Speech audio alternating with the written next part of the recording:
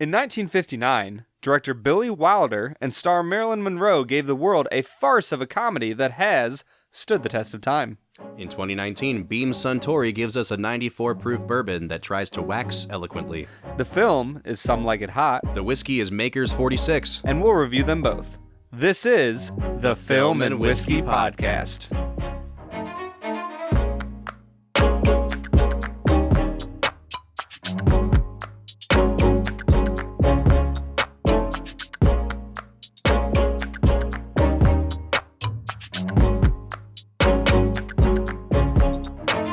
Welcome to the Film and Whiskey Podcast, where each week we review a classic movie and a glass of whiskey.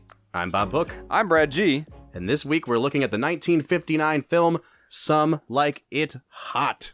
Now, Bradley. Robert! This is going to be a stretch, a shock to our listeners, but I've been told that you had not seen this film before this watch. Bob, shut up. Oh, man. So here's the thing. As I was watching this movie, I was amazed that I'd never seen it because this is like right up my dad's alley. Yeah. And it's like the textbook, like cross-dressing comedy. Like it's been. Am I supposed to have seen all of the cross-dressing comedies? Like, every movie where someone has done this has borrowed heavily from Some Like It Hot. Yeah. No, this movie, I'm gonna tip my hand. It's brilliant. Yeah. It's funny. It's well written. It truly has stood the test of time. Absolutely. So this movie came out in 1959, directed by Billy Wilder. Billy Wilder was already a super famous writer and director at this point. He had done stuff through the 40s and 50s, been nominated for Oscars. You know, the year after this, he made a movie called The Apartment that would win Best Picture. He's at the height of his powers right now. And he lands, for the second time, Marilyn Monroe to be in his movie, who is one of the biggest stars in the world at this point. Then he goes and gets Tony Curtis, one of the heartthrob leading actors at the time, and fresh off an Academy Award win for Best Supporting Actor, he gets Jack Lemmon, who, if I can tip my hand, Jack Lemmon is one of my all-time favorite actors. I think. Really? Yeah, I think Jack Lemmon really set the bar and the blueprint for the comedic actor who knew how to do drama as well. In a really naturalistic, I can't watch Jim Carrey in Eternal Sunshine or The Majestic or any of those without thinking of Jack Lemmon. I think he really laid it down for people to follow after the fact. And here, he's just given free reign to do whatever he wants, and it is wonderful.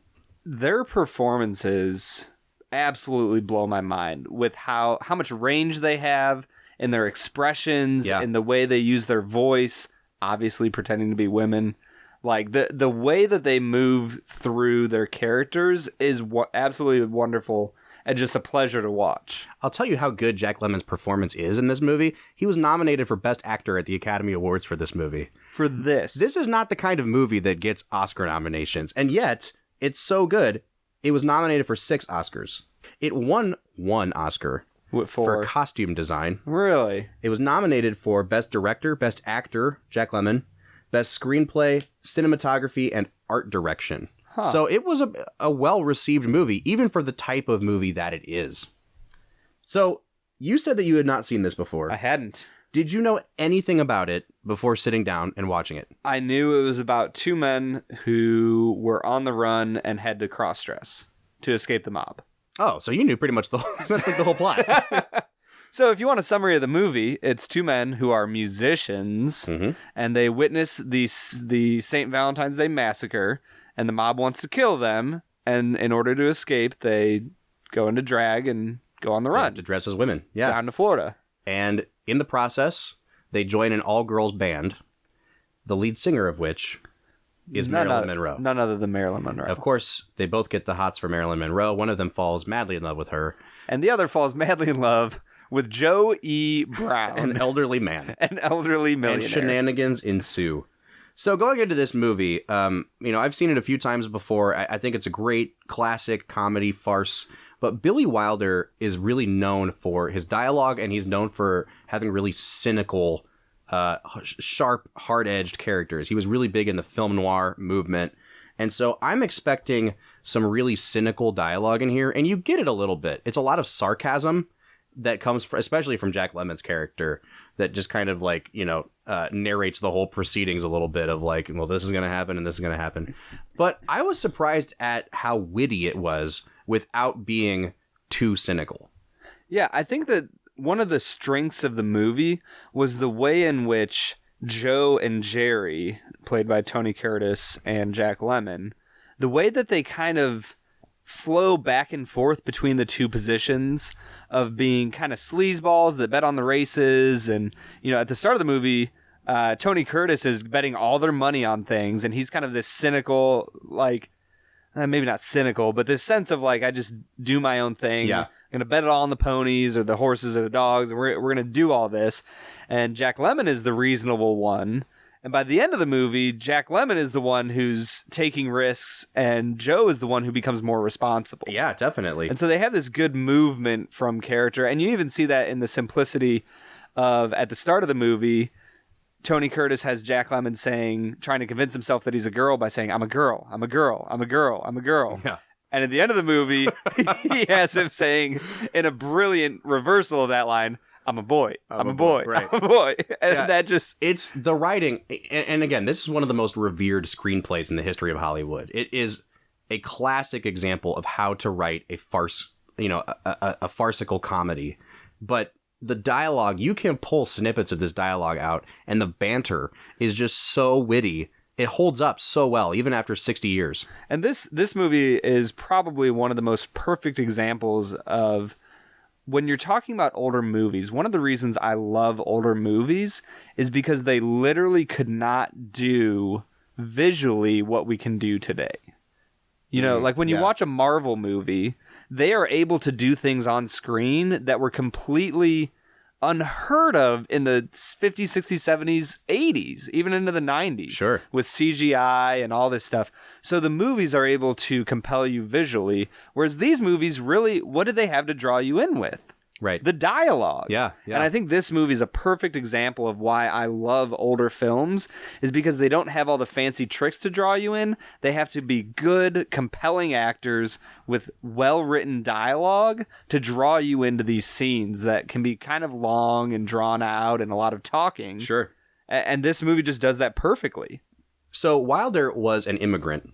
And I think being an immigrant and coming to America and learning some of the sort of witticisms and the turns of phrase that we have in America, it gave him that sort of European cynicism, but it also, he learned really easily how to make funny jokes out of these dumb things that we do as Americans. And you see it all through this movie.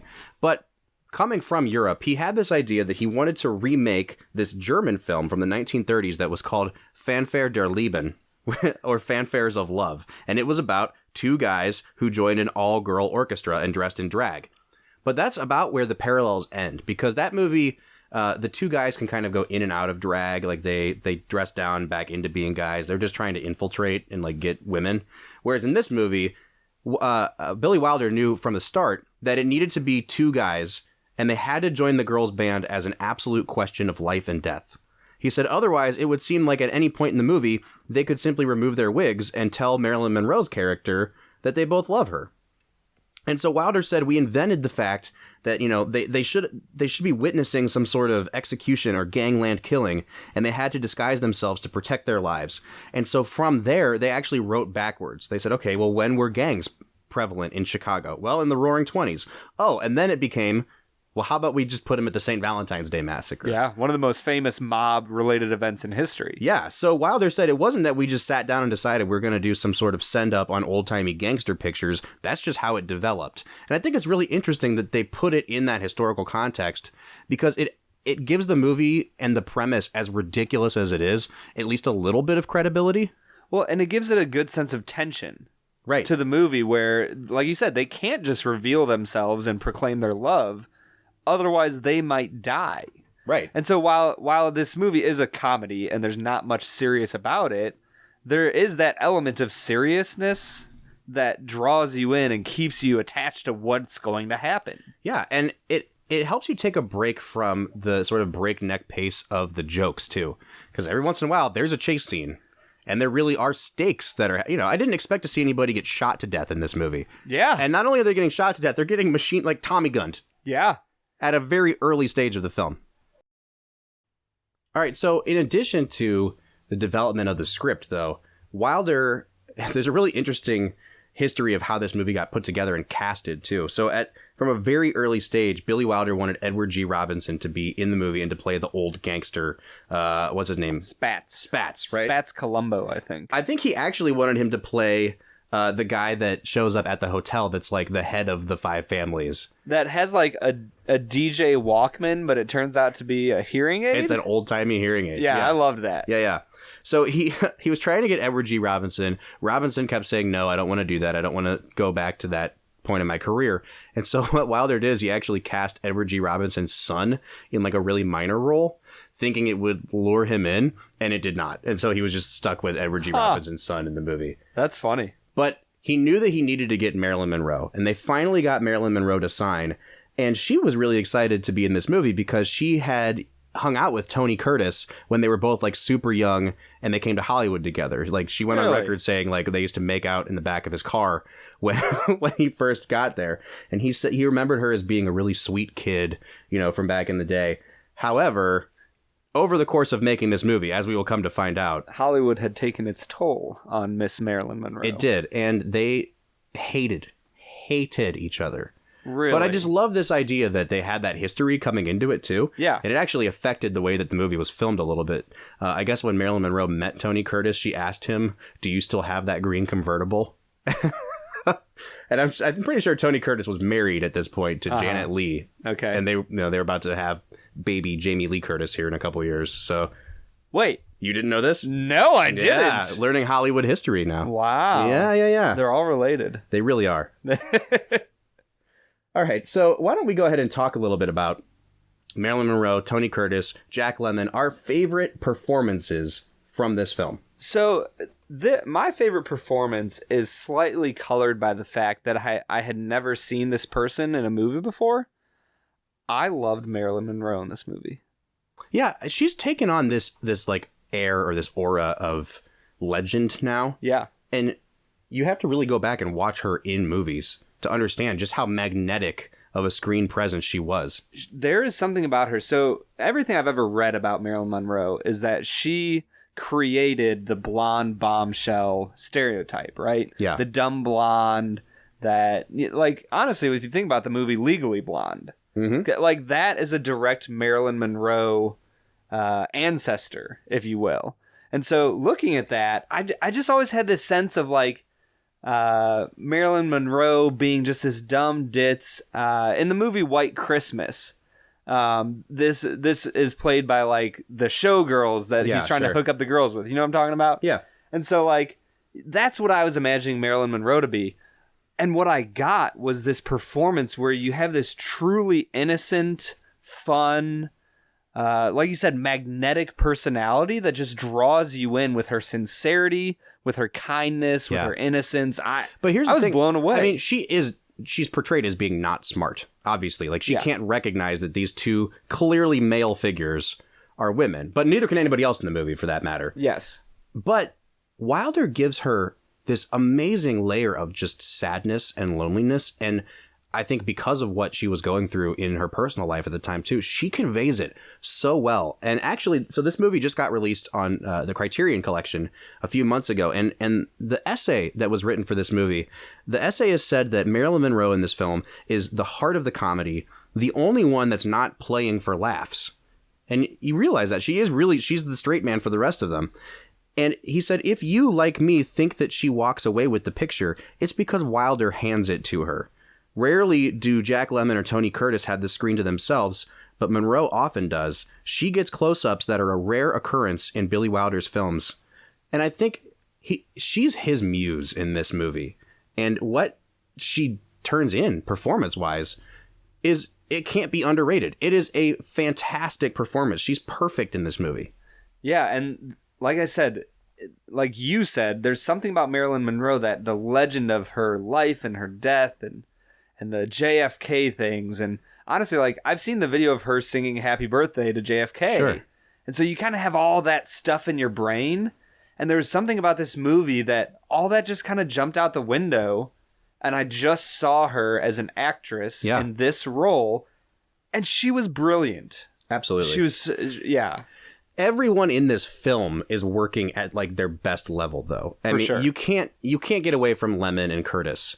And I've already talked about how much I love Jack Lemmon in this movie, but he's so good that you forget how good Tony Curtis is. And Tony Curtis is actually playing 3 parts in this movie. Yeah. Instead of Lemmon's 2. Like, he's playing his female self, he's playing himself, and he's playing the Cary Grant impersonating billionaire Shell Oil Jr. His transatlantic farcical accent is so funny. It's amazing. It kills me. If you've seen Cary Grant, like, it's a bad Cary Grant impersonation. Yeah. I guess at one point Billy Wilder showed this movie to Cary Grant, and after the fact he was like, "What'd you think of Tony's accent?" And he was like, "Well, yeah." He's like, "Well, he's trying to sound like you." And Cary Grant's like, "I don't talk like that." No! What is it, young lady? What are you staring at? This happens to me all the time in public. I recognized him, too. His picture was in Vanity Fair. Vanity Fair! Would you mind moving along, please? Yes, you're in his way. He's waiting for a signal from his yacht. His yacht? It sleeps 12. This is my friend Daphne. She's a Vassar girl. I'm a what? Or was it Bryn Mawr? I heard a very sad story about a girl who went to Bryn Mawr. She squealed on her roommate, and they found her strangled with her own brassiere. Yes, we have to be very careful whom we pick for a roommate. But one of the cool stories that I pulled for this episode was Wilder really needed to coach Jack Lemmon and Tony Curtis in the art of female impersonation. And so who better to do that than another man? He hired a legendary drag queen from Europe known as Vander Clyde. Vander Clyde, a legendary drag queen from Europe who went by the name Barbette. And after only a few days of working with them, Barbette quits. And Wilder's like, "What's going on?" And Barbette says, "Tony Curtis is doing amazing. I can't teach Jack Lemmon anything. I quit. He's impossible." And Lemmon actually came out and said afterwards, "I always saw my character as like the more, I don't want to say predatory, but he's only interested in one thing. He's definitely more of like a barbaric guy." And so while Tony Curtis is playing it kind of more demure and, sashaying and things like that, Jack Lemmon spends the whole movie tripping over his high heels and not learning, and it's obviously played for laughs, but this drag queen was so upset that he wouldn't comply that she just walked out.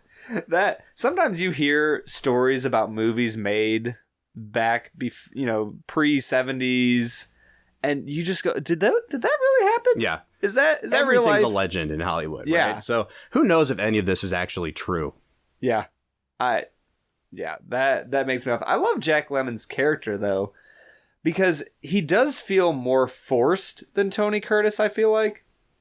He genuinely has this sense of, like, even his voice sounds more put on than Tony Curtis's does. Tony Curtis kind of sounds like, this kind of alto-y, husky kind of woman, and Jack Lemmon just has, I know what I'm doing. Oh, yeah. For sure.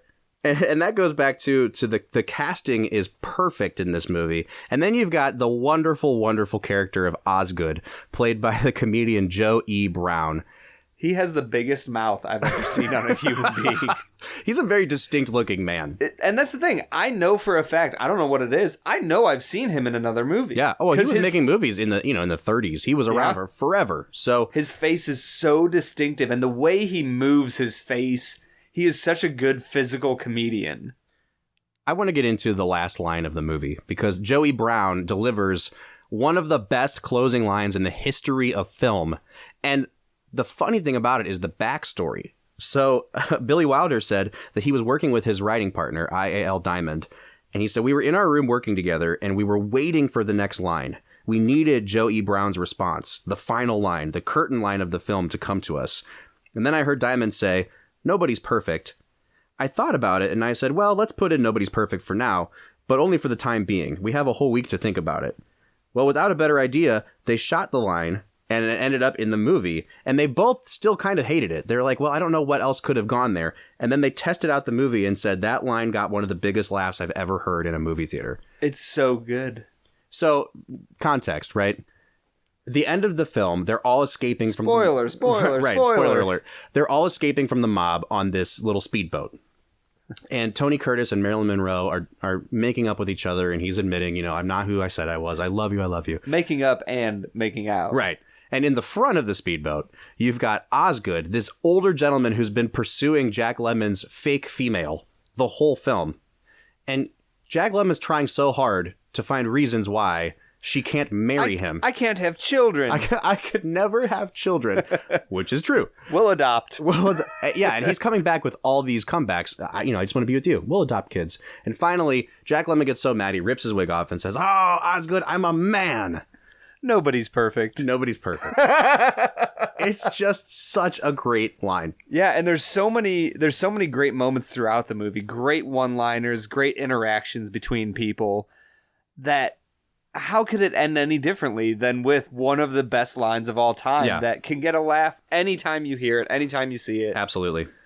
One of my favorite lines from the movie is when the police officer at the very start of the movie sits down in the speakeasy in the funeral home, and he says, I'll have some bourbon or whiskey. And he says, "Oh, we don't have bourbon here. We have coffee. We got Scotch coffee and gin coffee and whiskey coffee. Irish coffee, right. It's just so clever all the way through.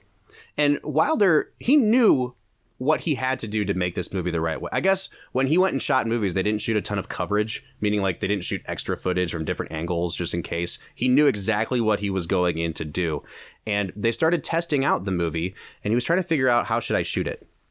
And then they did a color screen test with the guys in their makeup, and it looked so bad that he said, even though the joke is that their makeup is terrible and no one can tell, the audience won't even buy this. We have to make the movie in black and white at this point. So that's the reason why the movie's in black and white. And I was actually wondering that. I was like, 1959, that feels like it could be in the color era for sure. Yeah, it was an intentional move to put it in black and white. And I think that worked really well. Yeah, definitely. Bob, I absolutely love this movie. We've already tipped our hands so hard on that. It's a great movie. Yeah. Let's try some bourbon here. I say let's get into trying this bourbon. We brought with us today Maker's 46. This is not your regular Maker's Mark. This is 46. I don't know what. It's not your 40. It's not your 45th Maker's. No. Or your 47th. All I know is that it's more expensive than regular Maker's Mark. So let's pop the cork. Let's give it a try, Brad. All right, so Brad, time to drink some more. This is the best part of every podcast for me. Hands down. Because I get to drink whiskey. Yeah. Today, we're going back to an old standard, bourbon. The good old bourbon. We do love some bourbon. And we are drinking Maker's 46. Now, Maker's Mark is one of the more popular bourbons. And there are hardcore Maker's Mark aficionados. But I've been in places where some bars will use Maker's like as their well bourbon. Yeah. Which is interesting. I mean, it's not a cheap bourbon. No, and I would say it's a good quality bourbon. Yeah, it usually, and that would just mean to me that it's a very palatable bourbon. You know what I mean? Yeah. Like it's not offensive to anybody. Yeah. So what Maker's is, it's aged at least 5 years. And in order to make Maker's 46, what they do is they take the Maker's out of the barrel after it's been aged. They add in oak staves that have been like really heavily charred back into the barrel, and then they put all the liquid back in it again, throw it back up on the shelf for a couple more months to get some more of that oaky char out of it, and then they release it. It is significantly pricier than Maker's Mark Standard. You're going to run at least $40 for a fifth of this. Oh, wow. Yeah, so it's a fairly high-end bourbon. Brad, what are you picking up on the nose of this one? As I smell it, there is a decent alcohol smell. Dude, this smell, you know what it smells like? It smells like acetone. Like, it smells like nail polish remover. So the funny thing is, we reviewed, Scotch the other week, and I've always been told that Scotch has a crazy strong smell. But honestly, the bourbons that we've reviewed, on average, I would say have a much stronger, just a heavy smell of pure alcohol. Pure alcohol, yeah. And I can't tell if it's like, it's so alcoholic that it's affecting my scent. But I am, like, underneath all the alcohol, I feel like I'm picking up some floral, almost like a flowery note. Yeah. Yeah, something. Yeah, like maybe. a rose or something. You know what I mean? Like it really does. There's some sort of floral to it, and as it mellows, and we poured it just a little bit ago, you finally get down to some of that caramel and vanilla and maple. I was just thinking, I actually can kind of get a strong maple flavor. Yeah, I don't know what it is, but scent. I'm picking up a lot of floral, like a rose petal kind of thing. Yeah, no, I could definitely see that. Let's give it a sip. Taste. All right. I got more floral on that. It is not, it's not sweet at all. No. And it is extra smoky.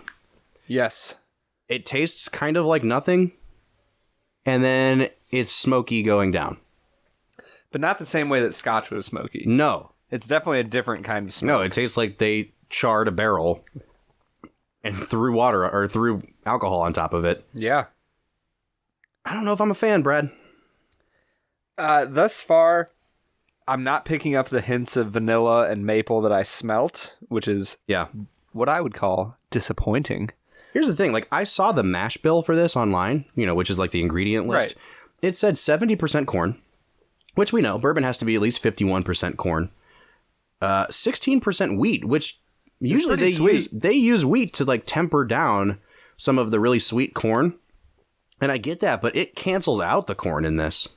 And I'm really shocked at how harsh the taste is on this. Yeah, it's been a solid 30-40 seconds since I took a sip, and it's still burning in the back of my throat. Yeah. Would and you on agree? my tongue. And yeah. Real spicy. But there's no rye. There's no rye in it, though, which you would expect with a really spicy bourbon. Yeah, I guess I never would have expected a charred oak stave to bring in this much spice and this much smokiness to it. Well, talking about 30 to 40 seconds after you've swallowed it, let's talk about the finish. I don't think it has a pleasant one. I will say the flavor doesn't sit on you strong, which is fine. Yeah. But the kind of burning alcohol-y flavor definitely sits on you. Yeah. Which isn't good. No. In my opinion. Not a good thing. Yeah, I'm not huge on this. I'm not going to lie. And I like regular Maker's. Yeah, regular Maker's Mark is a good bourbon. All right, so let's finish this out here. Overall balance. Brad is struggling over here. It's only 94 proof, too. That's the thing. Yeah. I wasn't expecting... I feel like I'm breathing fire after I drink this bourbon. Yeah, so I would say that Bob and I aren't maybe amateurs when it comes to whiskeys and such, but we're not professionals by any standard. I think the biggest surprise to me as we've tasted more whiskeys and expanded our selection is how proof does not determine anything at all. Like in my brain going into this, I was like, oh yeah, 120 proof is going to burn like crazy. Yeah. And an 80 proof won't. Yeah.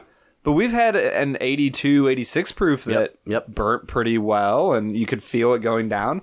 This is a 94. 94 So it's proof. a higher proof, but it's not over 100. It's not over 100. We've had hundreds that burnt much less than this going down. And like, the alcohol is so forward in this that even as I'm talking, I feel like my tongue isn't getting numb. Yeah. So this does not bode well for our scores. Yeah. Brad, what would you offer up on this? For nose? 3. I would give it a 4. Taste? 5. Yeah, I gave it a 6. The taste isn't awful. It just doesn't have much going on for it. Finish? 2. I gave it a 3. Yep. And overall balance? I mean, it's pretty balanced all around, so 6. Give it a 6. I gave it a 5, which puts me at an 18. It puts Brad at a 16, which means overall, Maker's 46 is only coming out to a 17 out of 40, which is below average. That's about where we put benchmark, isn't it? That's about where we put benchmark. And again, you have to take price into this. 100%. We will always say, we are not professional film critics. We are not professional whiskey drinkers. We're not connoisseurs. Drink the whiskey you like to drink. And as a guy who is limited in my funds... two gentlemen who are limited. 2 guys who are paying off grad school... I'm not going to go out and buy a $40 bottle of this when I can buy a $20 bottle of something that is just way better tasting. Yeah. It's not complex enough for me. The alcohol is too forward. I don't like the mouthfeel that it gives me. Honestly, if you wanted a strong mixer, this would be it, but I'm not paying Not for the price. I'm Yeah. not Can you paying imagine how much it would $40 cost to have a drink mixed with this in a bar? I would never want that. Yeah. So, would you recommend, Brad? No. I would not recommend either. Save your $40, spend it on something better. We'll throw people back to very old Barton again. Very old Barton. It's holding up with its $12 price point or whatever it was. That was only $12? Something like that. It's like 12 to 15. Yeah. Guys, go buy it right now. Go buy very old Barton. Do not buy Maker's 46. Brad, what do you say we get back into Some Like It Hot?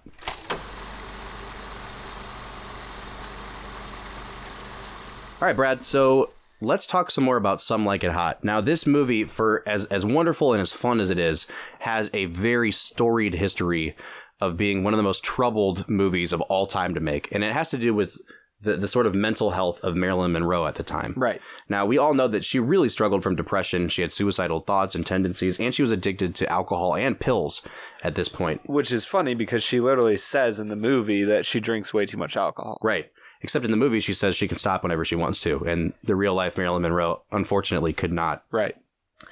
For one thing, she had a miscarriage while they were shooting the film. And eventually, she and her husband, the playwright Arthur Miller, blamed her miscarriage on how much Billy Wilder was overworking her. Whether or not that's true or accurate is up for debate, but it became a point of contention after the movie was finished shooting. But during the shoot, she had been seeing a psychiatrist in New York, and she apparently was really dependent on this psychiatrist, and she needed to go back to New York on weekends to see her psychiatrist because they're shooting in LA.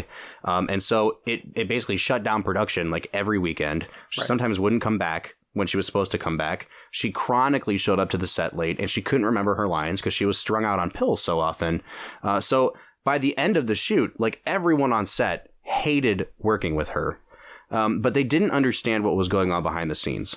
So at one point while they're shooting the film, she starts writing a letter to a friend back home in New York. And she said in the letter that she felt like she was on a ship sinking in a rough and choppy sea. And then the next night, she swallowed an overdose of sleeping pills and tried to kill herself while shooting this movie. Oh my gosh. Yeah. So she was obviously found in time. They rescued her. They put her in hospital, but the studio covered it up, obviously. And so details like this didn't get out. They just said she was, suffering from exhaustion or whatever they say when a star tries to kill herself. But that's where she was mentally during the making of this picture. And as it affected her work, her co-stars grew to hate her more and more. Tony Curtis would have to do lines with her. Sometimes they'd do 50 takes of a scene. And whenever Marilyn would finally get it right, Billy Wilder would say, cut and print, that's the scene we're using. And Tony Curtis would be like, well, that wasn't my best scene. And Billy Wilder said to Tony Curtis, well, it doesn't matter because when she's on screen, everyone's eyes are on her anyway. Oh. Which set Tony Curtis off. And then I guess one day they're like reviewing all the dailies, the rushes from the day. And they're sitting in the screening room and talking. And someone asked, hey, Tony, what's it like to kiss Marilyn Monroe? And he said, it's like kissing Hitler. That's how mad he was with her. Oh, and apparently, man. like Jack Lemmon has gone on record and said that he only made that statement to the cast and crew, but it's become an infamous line in Hollywood history. It leaked to the press, and it became the big story. Kissing Marilyn Monroe is like kissing Hitler. And so that's the level that we're functioning at during the making of this movie and how much these people hate each other. And that just blows my mind that you can have so much hatred and animosity off screen. Right. And put forth such a beautiful product on screen. Absolutely. Well, and then you read about like the history of filming some of the scenes. I guess as they were trying to wrap up the movie, Marilyn Monroe had become so dependent on drinking, and it was actually drinking whiskey, ironically, for this podcast. After she'd finish a scene, she'd call out for her assistant and say, bring me coffee. And her assistant would bring her whiskey coffee in a coffee mug, and she'd drink it after every single take. And apparently the scene where she comes into Tony Curtis and Jack Lemmon's room after she's met Shell Oil Jr., and eventually he breaks up with her, and she comes in all sad and says, where's that bourbon? She's looking through all the drawers for it. They had to film that scene like 50 times. And Billy Wilder was trying to deal with a person who on set was drunk and under the influence of pills. And so he's pulling her aside and he's saying like, now listen, here's your motivation. It's prohibition. You really want alcohol. It took Marilyn Monroe 47 takes just to say the line, where's that bottle? Oh. And they had like outtakes of her. And it's like, I'm not trying to make light of it, but like she was saying things like, where's that bonbon and things like that, because she like physically couldn't make the words out because she was so high. Eventually, they had to tape the line on a piece of paper inside the drawer so that when she opened the drawer looking for the whiskey, she could see the words, where's that bottle?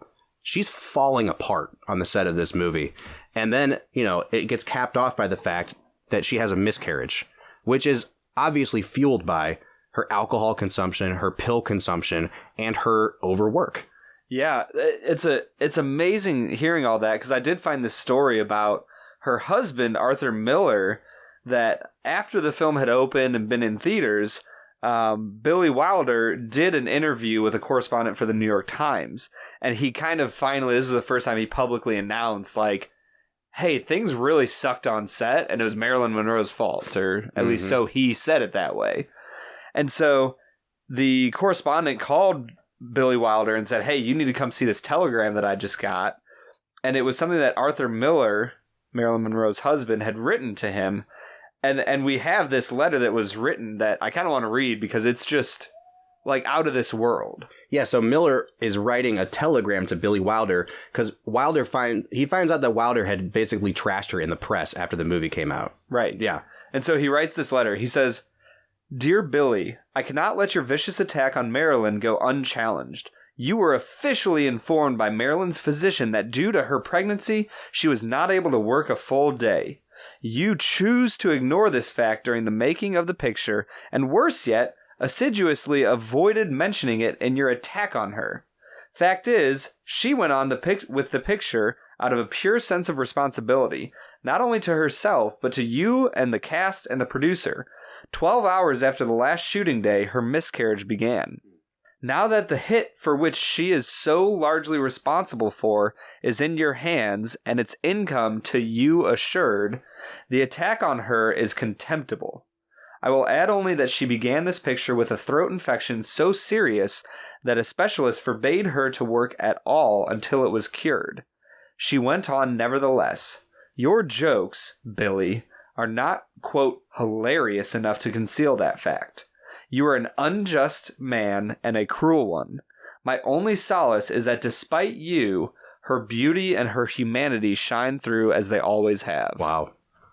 Like, that's harsh, man. That is so harsh. Apparently, Billy Wilder actually responded to that and made light of it and disarmed Arthur Miller, and they eventually made up or something. But Billy Wilder was known for being kind of a jerk. Yeah. He's one of my favorite directors, but I don't doubt that in some way his overwork contributed to what happened to Marilyn. Obviously, her own actions need to be taken into account, too. But all around, what happened with Marilyn Monroe is a tragedy. And you see the seeds of it starting in this movie.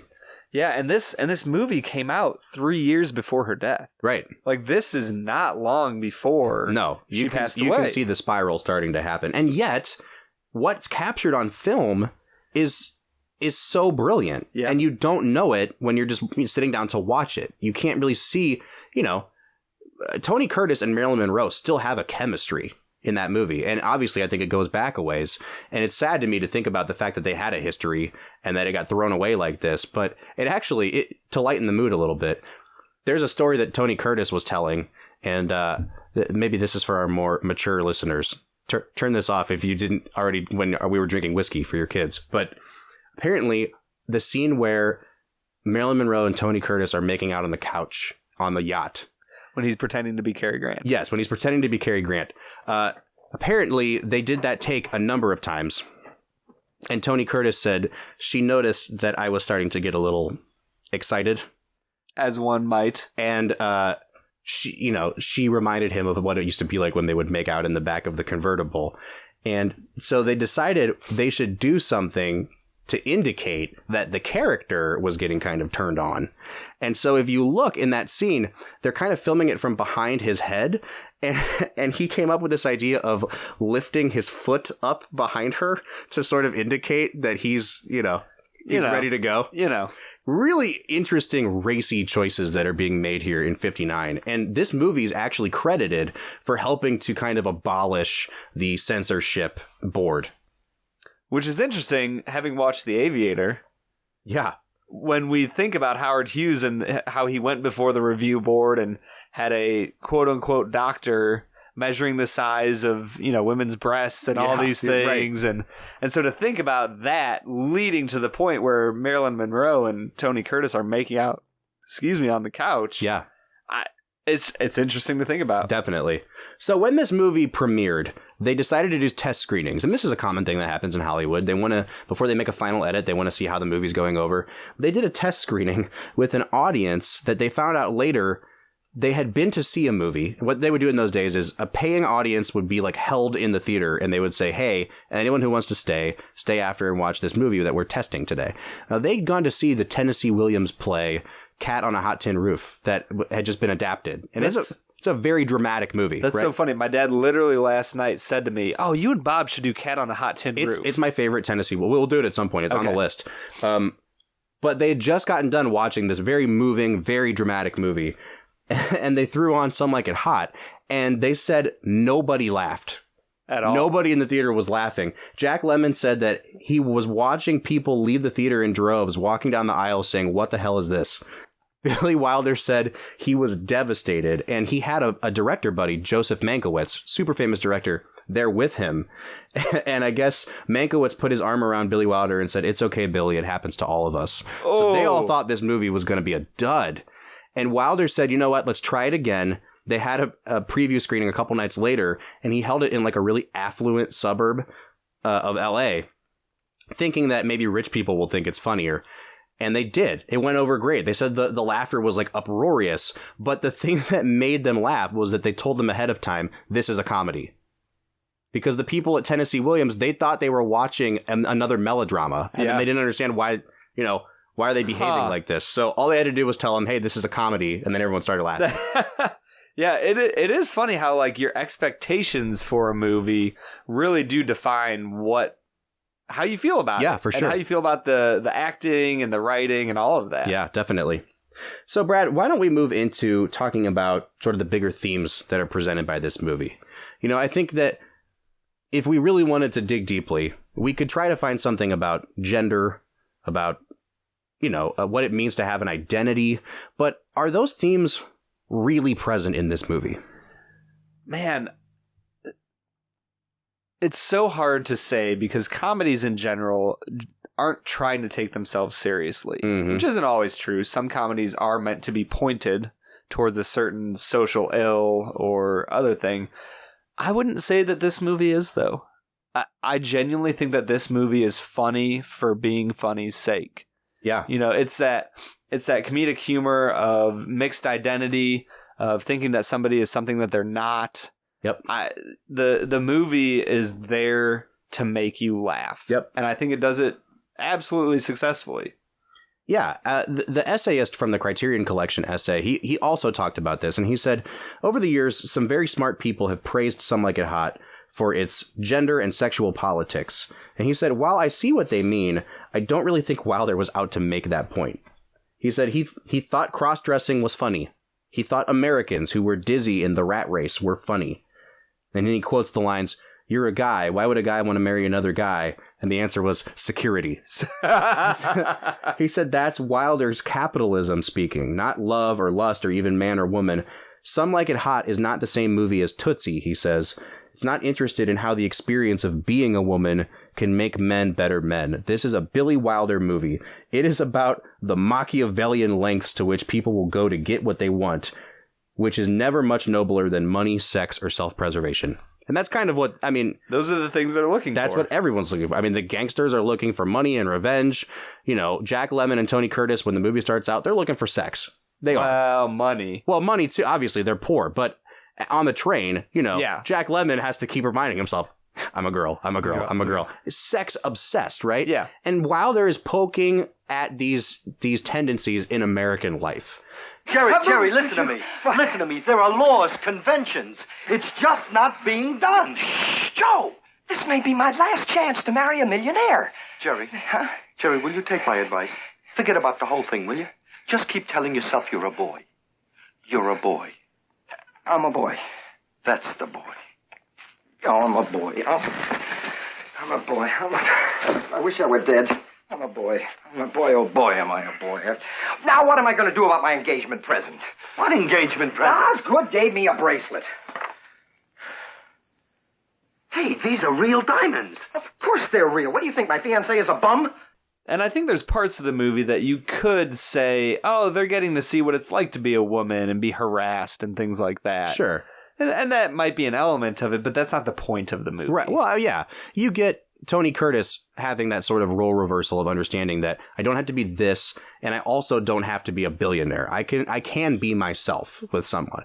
He really has a great character arc, I feel like. I was just about to say, one of the reasons I do love this movie is because it's not completely sold on just being silly. Right. There is a character arc, especially for Tony Curtis, and he does get drawn into being a different person, and I think there's something cool about that. Yeah, absolutely. But it walks that line, and it keeps that balance so well, because if it was a more like dramatic comedy, a dramedy, I guess, it would end with Tony Curtis having this revelation and falling in love with Marilyn Monroe, and it would fade out of them kissing. But Wilder's not content to let us end there. He's like, we need one last zinger, and we need Joe E. Brown. We need Joe E. Brown. And so I love that it's not just a farce, and it's not just a dramatic arc. It's both of those things. And what Wilder does so beautifully is he makes sure to not pigeonhole this movie. It's not just a drag comedy. It's a mob movie. But it's also a little bit of an action movie. Oh, yeah. I mean, there's the time. I remember I was watching it, and the scene with the cops chasing the mobsters, and the car flips around, and one of the guys gets thrown off.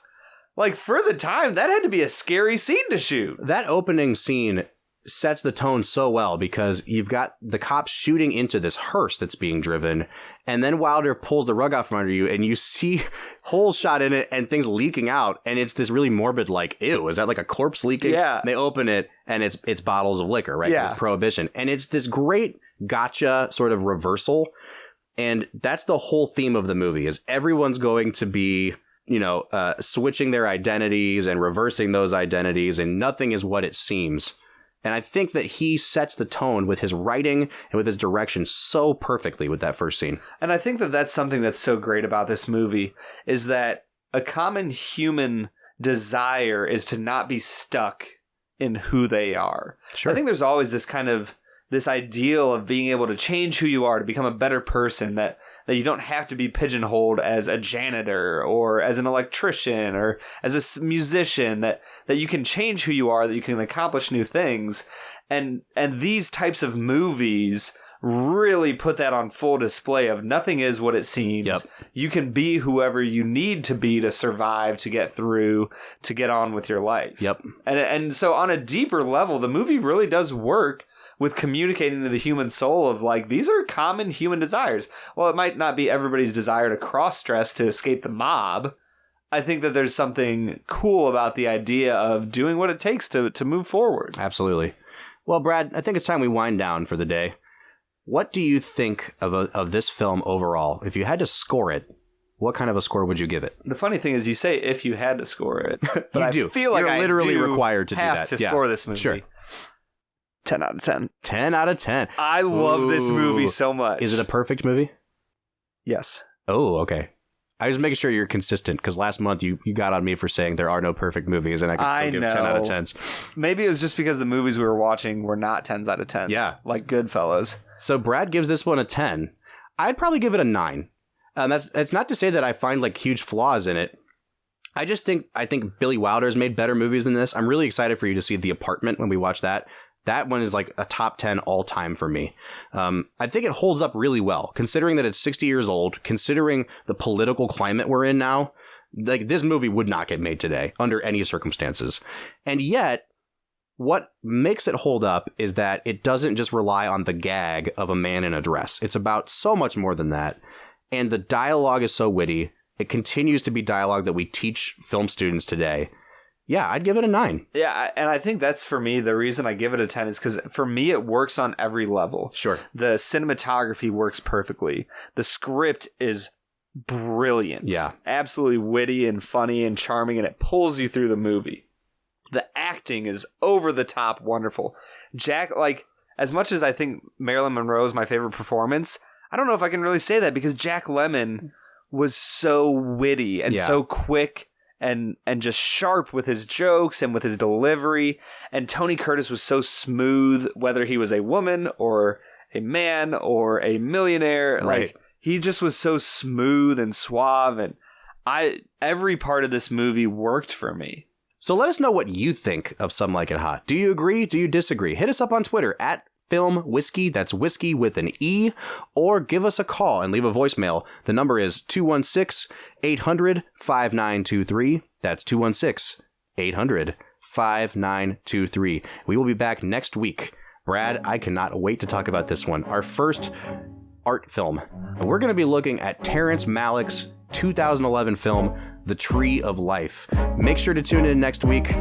For the Film and Whiskey Podcast, I'm Bob Book. I'm Brad G. We'll see you next time.